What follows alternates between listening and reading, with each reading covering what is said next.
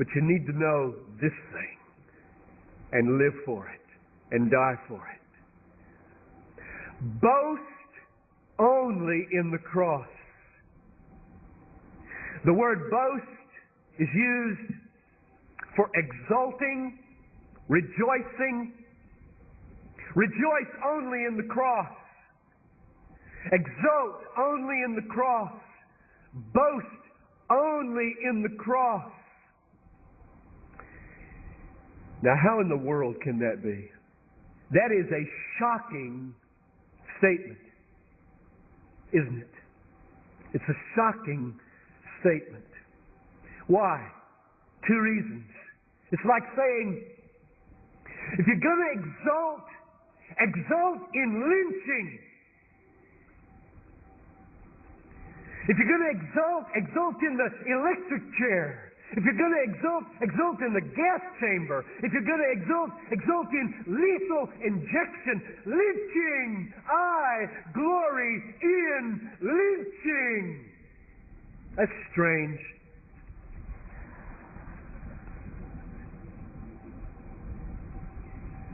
That's one reason why it's strange to say, if you're going to boast in life, boast in one thing: the execution of the Son of God under the device more horrible than has ever been devised by a human being, to die. If you had been there, you would have thrown up.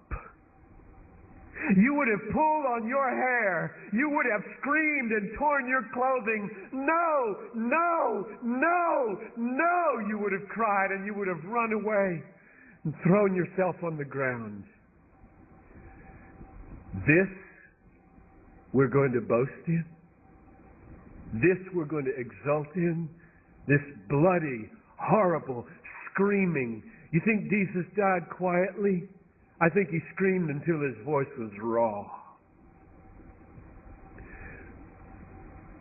No human being can have nails driven through his wrists without screaming. That's one reason why it's shocking to say, only boast, only exult, only rejoice in the lynching of the Son of God. But there's a second reason why it's so shocking. The word only. May I never boast except, that's the negative way of saying, may I boast only. But really, isn't that just double talk for me to say that to you? Exult only in the cross. What? Don't exult in the glory of God. Don't exult in sufferings. Romans 5:3. I exult, same word in Greek. Exult, I boast, I rejoice in my sufferings because they work patience, and patience works approvenness, and approvenness works hope. Or 2 Corinthians 12, I boast, I exult, I glory in my weaknesses. Or 1 Thessalonians 3, you are my boast, he says to the church. So what in the world does he mean when he says, boast only in the cross? He's boasting in other things. He's exulting in other things. The glory of God, his own sufferings, his own weaknesses, his own converts. What does it mean, boast only in the cross? Here's what I think it means. For the Christian, all other boasting should be a boasting in the cross. If you boast in the hope of glory, Romans 5:2, let the boasting in the hope of glory be a boasting in the cross. If you boast in your tribulations, let your boasting in your tribulations be a boasting in the cross. If you boast in your weaknesses, let your boasting in your weaknesses be a boasting in the cross. If you boast in your converts, your friends, your family, your health, Let it be a boasting in the cross. In other words, boast only in the cross means bring all other boasting under that boasting and make that boasting expressed through this boasting. Now, what in the world is that? What does that mean? What am I saying? Here's what I'm saying, and this is the most important thing I think I will say today. When Christ died, He purchased for sinners everything they enjoy that is not part of their condemnation. Say it another way. We are sinners all. The only thing everybody in Shelby Farms deserves is damnation. That's all we deserve.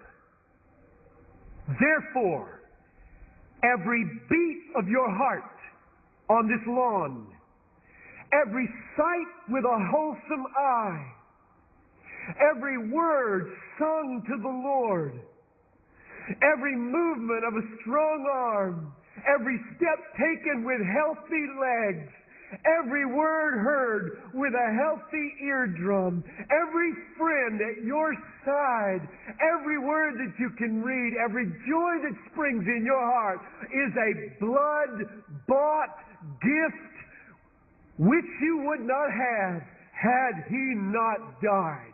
Therefore, if you boast in one of these things, if you glory that you have eyes, glory that you have ears, glory that you have hands, glory that you can sing, glory that you have friends, glory that there's an assembly like this, it is, if you're thinking rightly, a glorying in and a boasting in the cross, because He bought them for you on the cross. That's the meaning of boast only in the cross. Let every legitimate pleasure and every pain that God turns for your good become an occasion for glorying in the cross by which they were purchased for you.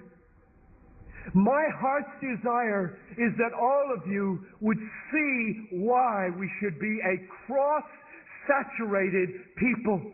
I fear that we have a theology of the cross that says it has to do perhaps with the Bible study or with the evangelistic effort or with missions or with something, when in fact the cross is everything. You would not have anything but judgment if it weren't for the cross. We are sinners all.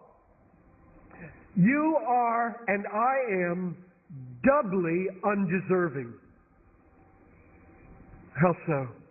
Here's what I mean. First of all, you are creatures, not creators.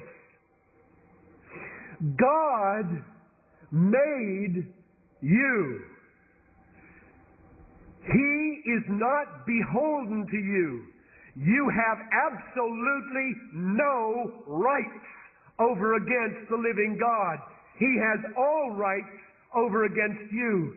You have no claims on God. He may do with you as He please. The Lord gives, the Lord takes away. Job says, "Blessed be the name of the Lord."